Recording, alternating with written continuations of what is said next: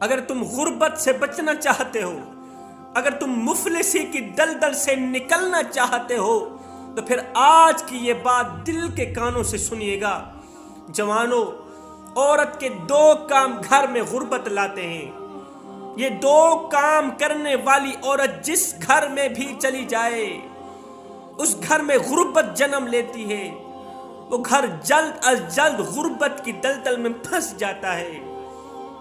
ایسی عورت جس گھر میں بھی چلی جائے، رحمت کے فرشتے روٹھ جاتے ہیں۔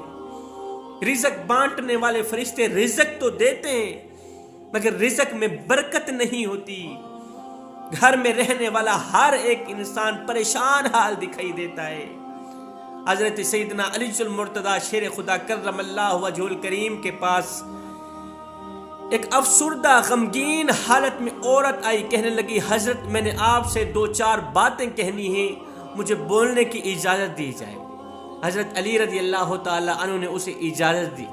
اس نے کہا، حضرت میں کسی مسئلے میں الجھی ہوئی ہوں۔ میرا مسئلہ یہ ہے کہ میرا جو شوہر ہے نا، وہ شادی سے پہلے تو بڑا ہی مالدار تھا، امیر تھا، کبیر تھا، دولت مند تھا، پیسہ تھا، سب کچھ تھا۔ جیسے ہی وہ مجھے اپنے گھر لے کے آئے، جیسے ہی میری شادی ہوئی، جیسے ہی میں اس کے گھر کی رونق بنی، جیسے ہی میں اس کے گھر آئی، اس کے نکاح میں آئی، بس پھر کیا تھا، امیری کے جنازے نکل گئے، دن بدن زوال کی طرف جاتا رہا۔ آج نوبت یہاں تک آن پہنچی ہے کہ میرا شوہر، وہ مالدار شوہر، خیرات مانگنے پہ مجبور ہو گیا ہے، بھیک مانگنے پہ مجبور ہو گیا۔ مال دولت مویشی سب کچھ جاتا رہا ہے، بھیک مانگنے پہ مجبور ہو گیا ہے۔ اس کی غربت کا سبب میں بنی۔ مجھے بتایا جائے کہ آخر کس کام کی وجہ سے ہمارے گھر میں غربت آئی ہے، ہمارے گھر میں غربت نے جنم دیا ہے۔ حضرت علی رضی اللہ تعالی عنہ نے فرمایا، اور میں پہلے جا کے اپنے شوہر کو لے کے، میں تیرے شوہر سے کچھ پوچھنا چاہتا ہوں۔ وہ عورت گھر میں گئی، اپنے شوہر کو لے کر آئی۔ حضرت سیدنا علی المرتضیٰ شیر خدا کرم اللہ وجہہ الکریم نے اس بلانے والے شخص کو کہا کہ اب مجھے اجازت دی جائے، میں آپ سے 2-4 سوال کرنا چاہتا ہوں۔ اس نے کہا، حضور جی فرمائیے نا۔ حضرت علی رضی اللہ تعالی عنہ نے فرمایا یہ جو آپ کی بیوی ہے، یہ بتائیں کہ اس نے کبھی آپ کی ناشکری تو نہیں کی؟ یہ شکر تو کرتی ہے نا، خدا کا شکر بھی کرتی ہوگی، ساتھ میں تیرا شکر بھی کرتی ہوگی۔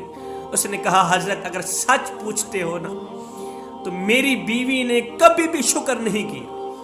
میری بیوی ہر وقت، ہر گھڑی، ہر لمحے ناشکری ہی ناشکری کرتی رہتی ہے۔ میری بیوی نے کبھی بھی نہیں کہا کہ اللہ تعالیٰ کا لاکھ لاکھ شکر ہے، اللہ جس حال میں رکھے انسان کو اسی حال میں راضی رہنا چاہیے۔ میرا شکر کرنا تو رہی دور کی بات، اس نے تو کبھی اللہ کا شکر ادا بھی نہیں کیا۔ یہ تو اللہ کی شکر گزار بھی نہیں ہے، ہر وقت، ہر گھڑی، ہر لمحے ناشکری ہی ناشکری ہے۔ پھر حضرت علی نے فرمایا، یہ بتا کہ تیری یہ جو بیوی ہے، کام کرتے وقت بسم اللہ الرحمن الرحیم پڑھتی؟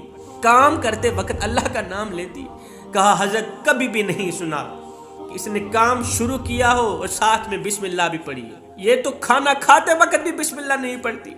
اب حضرت علی رضی اللہ تعالی عنہ نے اس عورت سے مخاطب ہو کر فرمایا، اے اسلام کی مقدس شہزادی، اے کلمہ پڑھنے والی، عورت کے 2 کام گھر میں غربت لاتے ہیں۔ یہ 2 کام کرنے والی عورت، یہ 2 عادات رکھنے والی عورت جس گھر میں بھی چلی جائے، اس گھر میں غربت جنم لیتی، اس گھر کے امیر بھی غریب بن جاتے، اس عورت کے جانے سے اس گھر کے بادشاہ بھی گدا بن جاتے۔ حضرت وہ کون سے 2 کام؟ فرمایا، نمبر 1 شوہر کی ناشکری کرنا اور اپنے خدا کی ناشکری کرنا۔ اگر تم چاہتی ہو تمہارے گھر رحمت کے فرشتے آئیں، رزق بانٹنے والے فرشتے آئیں، رزق کے تمام دروازے تمہارے گھر کی طرف کھول دیے جائیں، تو کبھی بھی شوہر کی ناشکری نہ کر۔ نمبر 2، ہر کام میں بسم اللہ نہ پڑھنا، یہ بھی غربت کا سبب بنتا ہے۔